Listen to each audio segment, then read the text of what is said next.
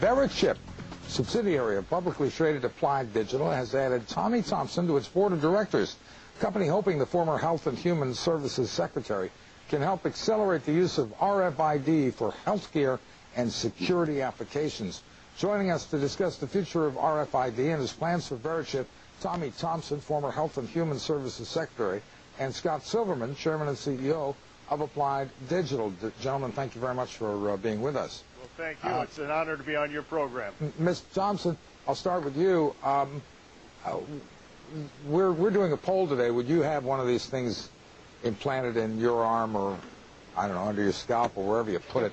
You put it in your right arm, and it's very small, and it doesn't bother you at all, but it certainly is going to allow you to identify who you are, protect your child. If you have a new child that's born in a nursery, you can protect that child from having somebody walk off with it. You can also protect your loved ones in a nursing home so that you can put a bracelet on and identify that individual and be able to find that individual if that person wanders away.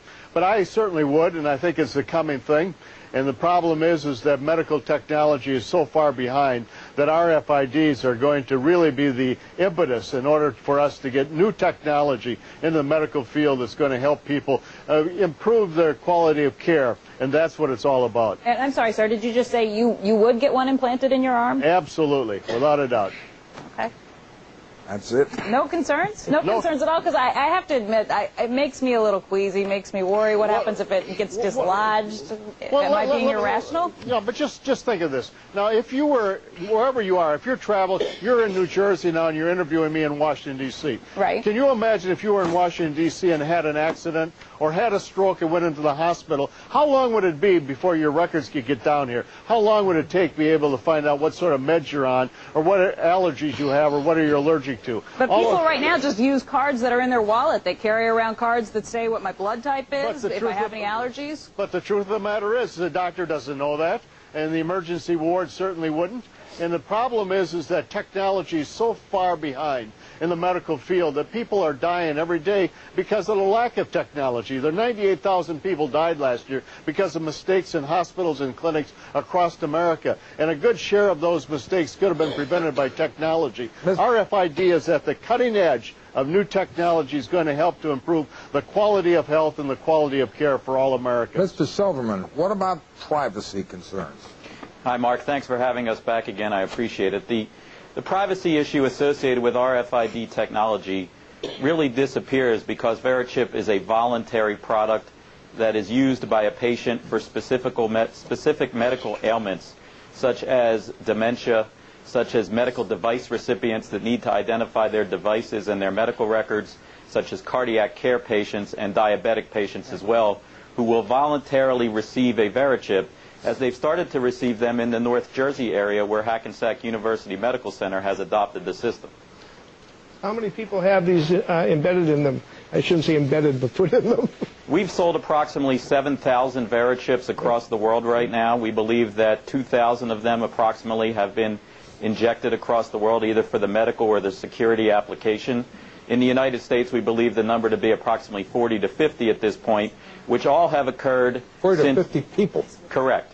Which all have occurred since the FDA clearance of the product when you had us on back in October. Yeah. And then the rollout of the infrastructure in a number of hospitals in the Northeast region, which we look to expand the hospital infrastructure to 20 to 25 hospitals or emergency rooms by the end of 2005 and up to 200 emergency rooms by the end of 2006. If I could turn to Secretary Thompson, just ask a quick question about your old job. Secretary Thompson, yeah. you were quoted last December as saying you have to assume that sometime in the future one of our countries, meaning the larger developed countries, is going to be hit by a bioterrorism attack.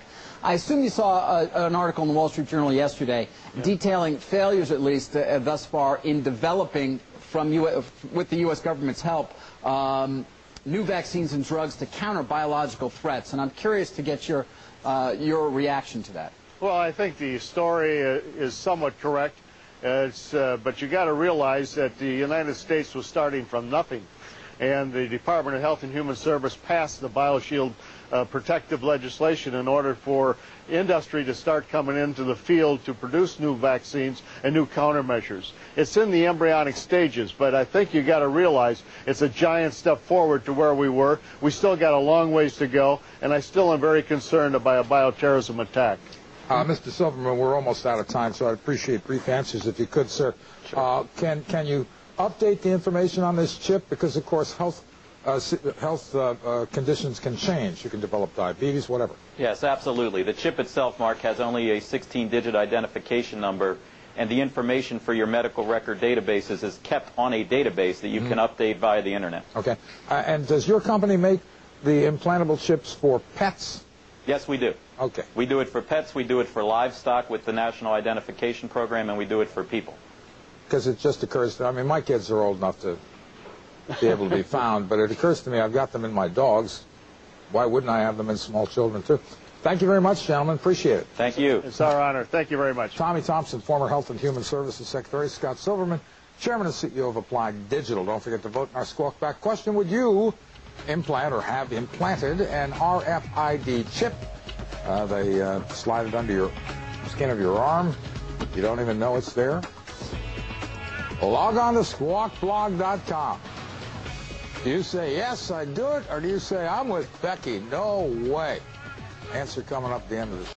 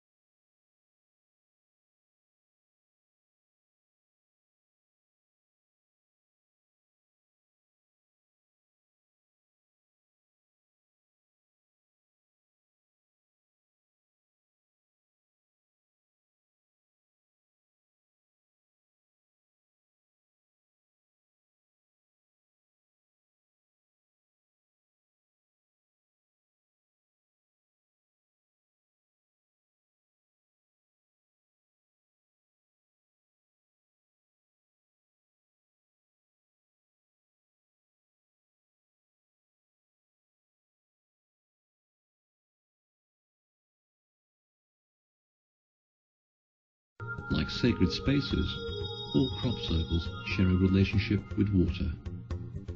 They manifest over or near large sources of underground water, and after their appearance, the local soil is depleted of millions of gallons, as seen in this infrared image. This may be an indicator of the intense heat generated by sound frequencies below the human hearing range.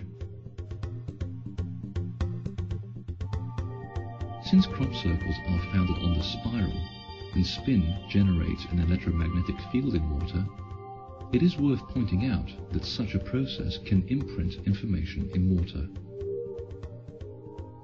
And samples taken from crop circles show that the water has indeed been coded.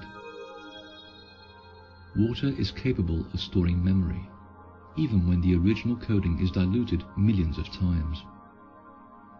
This has serious implications, because 90% of the world's crop circles appear across southern England and above the world's deepest chalk aquifer. If the crop circles are coding the water, the information is filtering into the aquifer, into the streams, the rivers, the seas, and ultimately the oceans. And since the oceans occupy 2/3 of the body of the planet, consider how they might be transforming the human body, which itself is also 2/3 water.